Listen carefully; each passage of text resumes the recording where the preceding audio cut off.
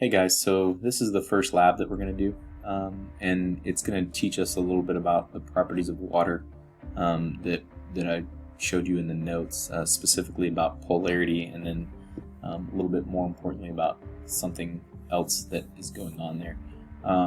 And so this lab is going to kind of show us an example of that so that we can explain what's going on.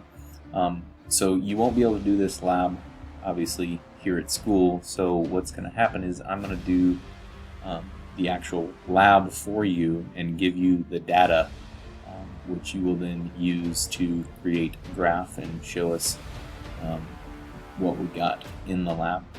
But before we do that, if I had you in class, I would have you do a prediction on this.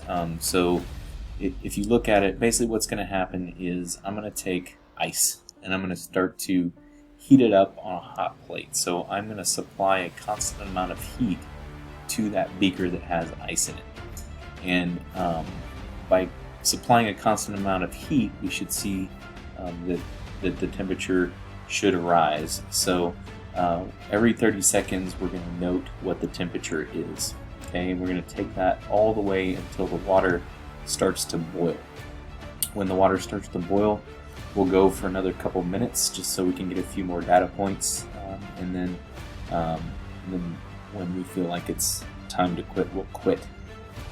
So what you're going to do is I want you to actually make a prediction about what you think this graph is going to look like, and that prediction is going to be a graph that is just temperature and time. So I've given you an example here.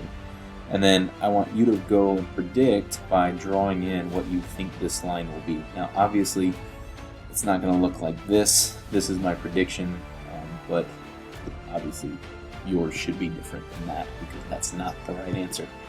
So I want you to think about what it would look like. Again, you're adding constant amount of temperature throughout the time, heating up that beaker. So what do you think that's going to look like?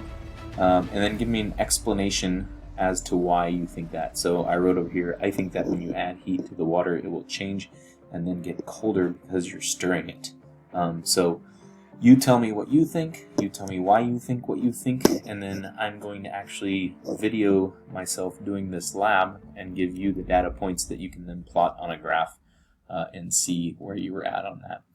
Before you make your prediction, you might want to watch the video about kinetic energy, because that's going to be pretty important to your prediction. So go ahead and watch that, come back, make your prediction, and then we'll get rolling.